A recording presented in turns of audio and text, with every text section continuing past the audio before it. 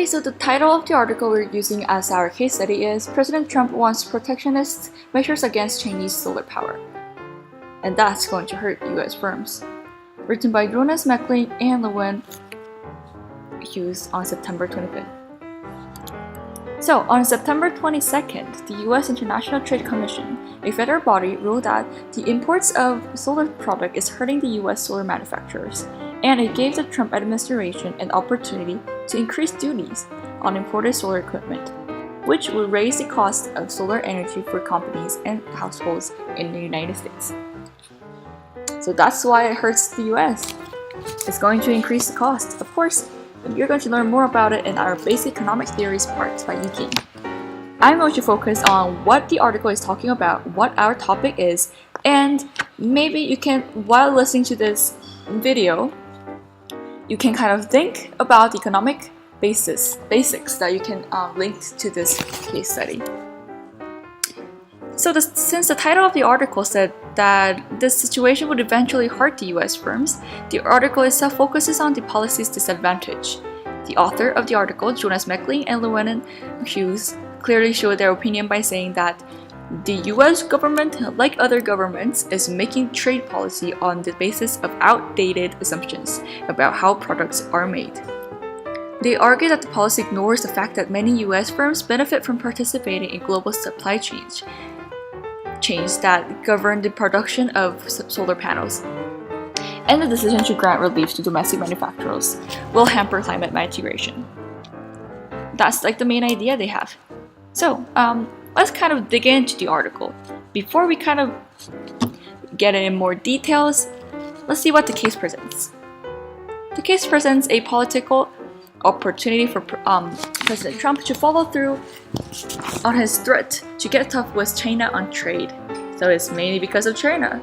It also gives him a chance to determine the competitiveness of a key source of renewable energy, which is solar panel in here. For a president who touts the benefits of energy dominance, centered on fossil fuels, this may be too tempting to pass up for him. This means that Trump wants his dominance back. I mean, I'm not going to compete with China. We want the dominance. That's kind of his idea. So okay, now let's see the problems the article is addressing about this policy. First of all, protectionism may slow down progress. The article explains that China's rise as a global manufacturing hub has contributed to the increased competitiveness of solar power. That means that if US is going to put tariff or subsidy on domestic producers, then the US domestic producers won't need to compete with the Chinese producers. And that will eventually slow down the progress because they don't really need to compete. They don't really need to develop more in a short time. Second, this protectionism is based on a basic economic error. So it's wrong. It's actually based on something wrong. How could it be right? Well, fortunes of US firms like European and Japanese firms are tied to the Chinese solar industry through global supply chains. In the United States, the low cost of Chinese solar models directly benefits companies developing and installing solar projects because they're cheap. They can just put it in. I mean, it's so beneficial for them. Why aren't you gonna let them in? Well, for more details, an example, analysts suggest that Suniva, a Chinese-owned US-based manufacturer of high-efficiency crystalline silicon photovoltaic solar cells and high-power solar models, a Suniva petition would increase solar system prices in the United States, probably slowing down the deployment.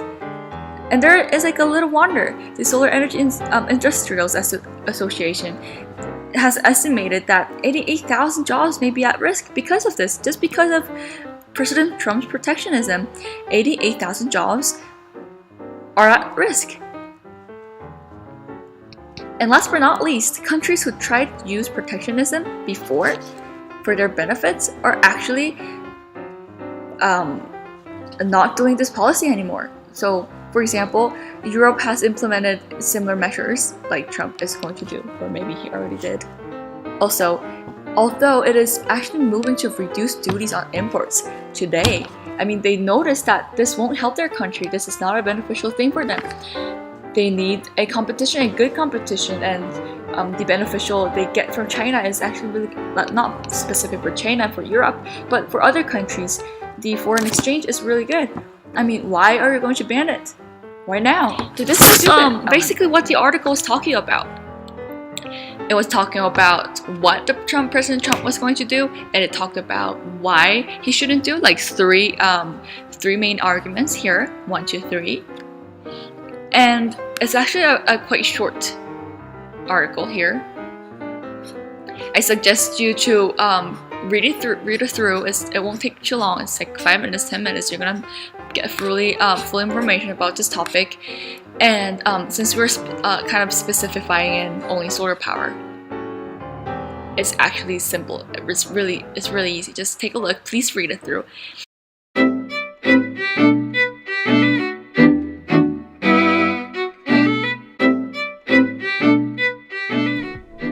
So moving on to tariffs. So what are tariffs in the first place? So it is one of the forms of protectionism and is also known as duty, as you would see in a duty-free shop and an airport. That's what it refers to, because it's not applying any tariff or duty that would be applied to a good. That's why it's duty-free, because they won't charge the duty. And the definition of tariff is the tax paid by a foreign producer whenever they're importing a good into a domestic economy.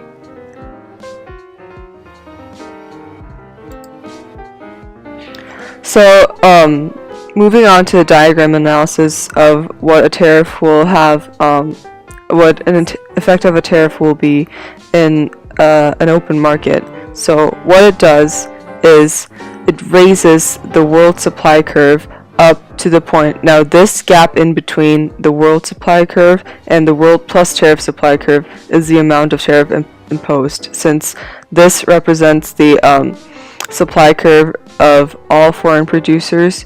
The amount of tariff added on would simply increase the price levels, also to the point where consumers would be charged the price world plus the tariff. So what occurs is there is a loss in consumer surplus for domestic consumers, since now they're experiencing a higher price level, and thus the quantity demanded also changes, since beforehand the point where the world supply and the domestic demand crossed was here. However, the increase in tariff shifts the demand quantity demanded to the left, decreasing the overall supply demanded by the domestic consumers to Q4 from Q2, and this triangle would be the representation of the loss in consumer surplus, since beforehand the consumer surplus would have been this large triangle section, whereas now with the tariff the consumer surplus has now decreased over here, and this is a deadweight loss to society that none of the parties participating acquire as a benefit. And the effect on domestic producers is that beforehand, the domestic producers produced at a price of P world and Q1, since they cannot afford the additional quantity that would be needed to be produced at a lower price than what they can supply to. However, since the increase in tariff results in an increase in price levels, along with an upward shift in the world supply curve, this enables them to gain additional revenue through the increased quantity demand they are able to supply now from Q1 to Q3. So, and as a result, domestic producers do experience an increase in revenue. However, it's a different case for the foreign producers. So the foreign producers beforehand produced at the area between where the world supply curve and the domestic supply curve crosses, up to the point where the domestic demand and world supply curve crosses at the P world. However, this now decreases to this purple box, since the quantity demand has decreased while the domestic producer quantity supplied increases. So this takes away the area supplied, the quantity supplied between Q1, Q3, and Q4 and Q2, which is represented by this box, and this box is a loss to the foreign producer revenue. However, they do not gain this section because although they also experience a higher price sales, this portion is the amount of tariff that they pay to the government. So this section would actually be government revenue, but the foreign producers would not gain benefit from this higher price. Thus, as a result, foreign producers generally experience a decrease in revenue. And finally, there's a misallocation of resources that occur in this red triangle. So it's the area between under the domestic supply curve, but above the world supply curve, and between the world tariff price and world price. This occurs because this increase of quantity from Q1 to Q3 for domestic producers indicate that this section could have been produced by foreign producers beforehand without the tariff, since and which would be more efficient since they're able to allocate the resources better.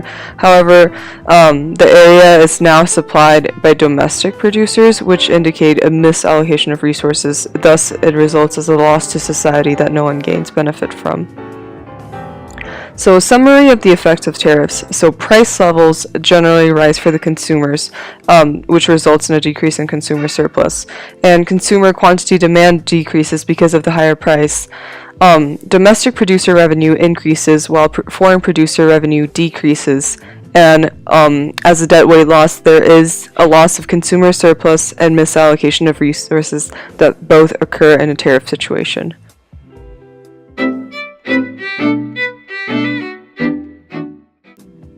Moving on to subsidies. So subsidies are also another form of protectionism, but unlike tariffs where the government takes import tax from foreign producers, now the benefit is given by the government to the domestic producers, and its purpose is to increase production quantity and competitiveness in the market, so they would be able to now make more products at a cheaper price that they would have endured in the past. And usually subsidies are given in form of cash or reduction of tax payment. So the diagram analysis of a subsidy results in the domestic supply curve shifting to the right. So now this new supply curve is the domestic plus subsidy curve, and the new domestic producer quantity increases from 0 to Q1 to 0 to Q2. So the effect on domestic producers, as I said before, in an open free market for international trade, this blue box would represent the domestic producer revenue, since So, explaining the effects of a subsidy on domestic producers. Now, since the subsidy shifts the supply curve to the right, now there's a new cross section between the domestic supply curve, the world supply curve, and the domestic demand. Now, beforehand, this blue box represents the domestic producer revenue that they would have gotten before the imposition of the subsidy, which is at price world at a quantity from 0 to Q1. However, this now shifts from 0 to Q2 because the shifted domestic supply curve results in a new cross section at this point, where they would be still producing at P world, but now they're able to produce more quantities at the same price level. Thus, it results in an increase. But this blue section beforehand is the amount of government subsidy given to the domestic producers, which adds on to their revenue, and this is what drives the supply curve to shift to the right. And then comes the benefit that results by the increase of quantity supplied by the domestic producers. So compared to this small blue box before, it can be seen that as a result of the subsidy, domestic producer revenue generally increases by a great amount. However, this is the opposite case for foreign producers, since the only thing they lose is now the quantity supplied by the domestic producers that wasn't there when the market was completely open. So the section from Q1 to Q2 would be a lost quantity supplied for the foreign producers. Thus, they're still producing at the same P world, but since they have the quantity supply taken away, now the domestic foreign producer revenue decreases from this larger purple box to the smaller one. So as a result, foreign producers experience a decrease in producer revenue. And while there is no loss of consumer surplus since price levels remain the same, there is a misallocation of resources that result in a dead weight loss. So this section between Q1 to Q2 is now a quantity demanded supplied by the domestic producers, which was beforehand supplied by international foreign producers who could have produced the goods more efficiently and allocated the resources better than the domestic producers would have had. So this section under this domestic supply curve and above the world supply curve represents a dead weight loss to society that occurs due to a misallocation of resources from domestic producers now producing the quantity that the foreign producers would have produced before. So, as a summary, what is the effect of subsidy? Generally, the price level stays the same, so the consumer quantity demanded also stays the same. But the only thing that shifts is the portion of the total quantity demanded supplied by whether the domestic producer or the foreign producers. So domestic producer revenue greatly increases, while foreign producer revenue decreases. And there's no loss of consumer surplus, but there is a misallocation of resources that occur.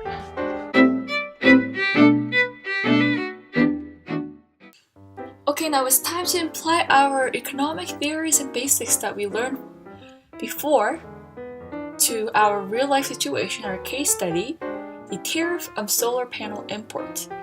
So in the article, there are two ways that President Trump said to help the domestic producers, which was number 1, tariff, and number 2, subsidy, which we just learned right before this part 3. However, since the article is focusing on the tariff on solar panel import to foreign producers, we are going to only apply the tariff situation to our case study, which I drew a basic tariff graph on here, over here, and we're going to see what happens to the US domestic producers and the China import foreign producers. So here, the import will be from China. Let me use a different color. I know, like this is red. China. Okay, so let's see. Before the tariff, I'm sorry I drew the world tariff supply graph already, but before the tariff, this was the amount of revenue that domestic producers earned, and the rest of them the rest of it over here was the foreign producer, the import revenue they earn. However, because of the tariff, our price increases from the price world to price tariff over here as the supply curve goes up. Okay, so it is really easy to imply here on this real-life situation diagram because it's actually the same diagram that we already overviewed from the previous section of part 2 video. So I'm just going to do it really short and just going to connect it with the case study, and that will be it for this part. Okay, so if you see here, this was the point where the domestic producers were, the US producer, were supplying in the world market, in the global market. And after the tariff, now they will be able to supply up to here, which is great. I mean, they're going to supply more, and this is what the Trump said, we're going to let the domestic producers to earn more money here. However, okay, so like, how about the Chinese producers? How about the Chinese solar panel producers? What will happen to them? Okay, their revenue is going to decrease. And before, if HIJK were all of their revenue, now here we have only JI plus J left over for them. So this will be our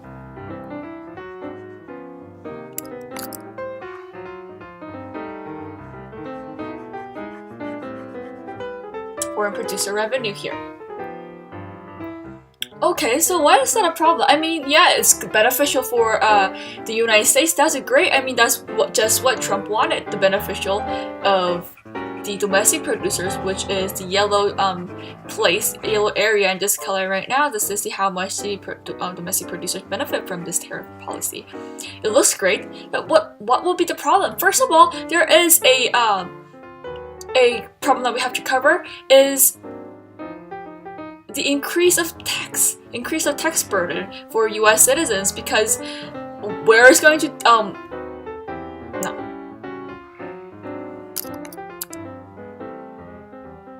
And another good thing for the U.S. is that Trump, the U.S. government, is going to earn a revenue. There will be a government revenue where there weren't any before.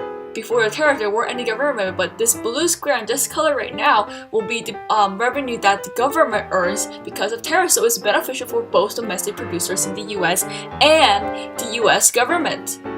It sounds great, doesn't it? But actually, there is a problem. Number one is that there is a consumer surplus loss, which is this F triangle here.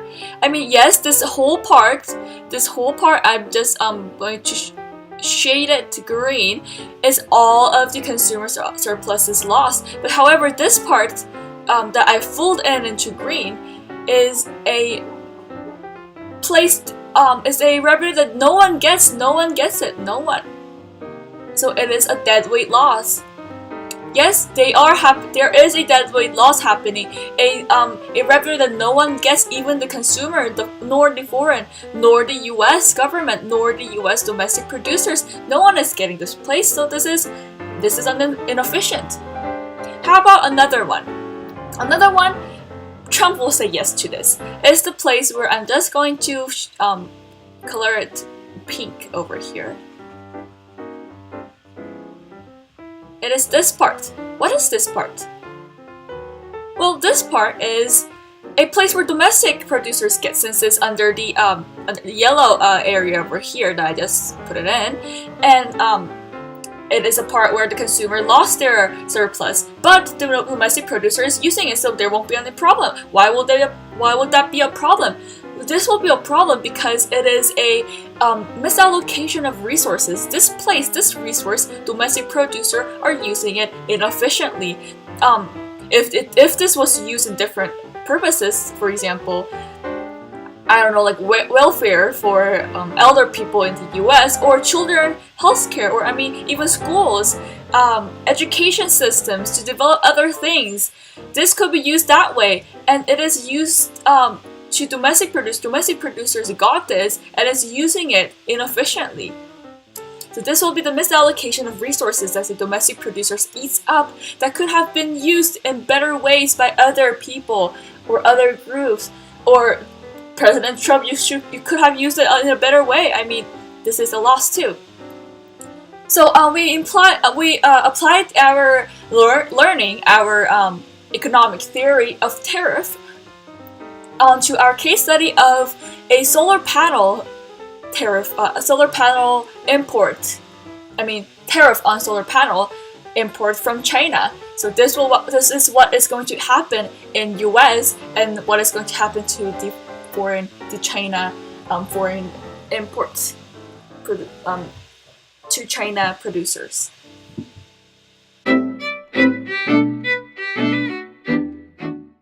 Went through the article, went through the basic economics, we linked with our real-life case study into the basic economic theory that we learned together. Now we can share our opinions about how do you think about this President Trump's protectionism. What is your idea about it? Do you agree with it? Disagree with it? I have a pro idea here with you. As the article mentioned, it is a really tempting policy for the President Trump because it gives him a chance to undermine the competitiveness of a key source of renewable energy, which is the solar panel, and as he would say, to save his country from China.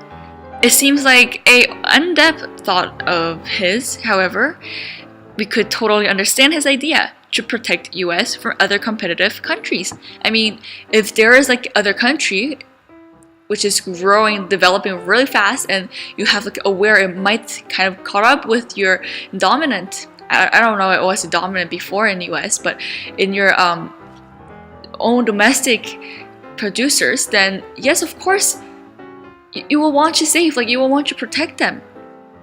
That's what it means.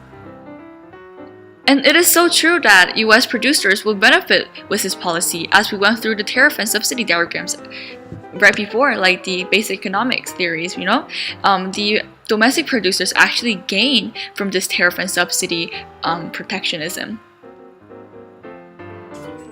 However, there may be some negativities as a result as the protectionism is imposed. Since the governments are constantly subsidizing the industries, this could result in a lack of competition and motivation drive for the domestic industries to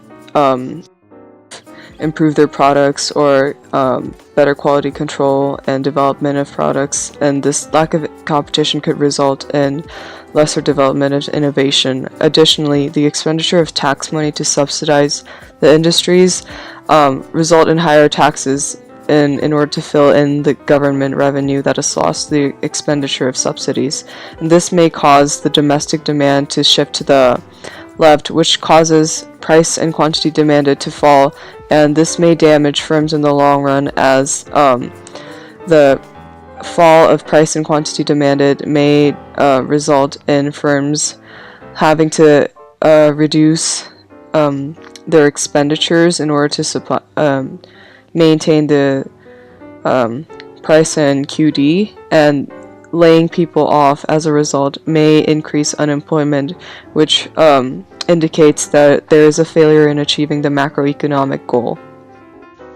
Okay, so this is the end of our video. Thank you so much for watching this, and please check the article before or after you watch this video.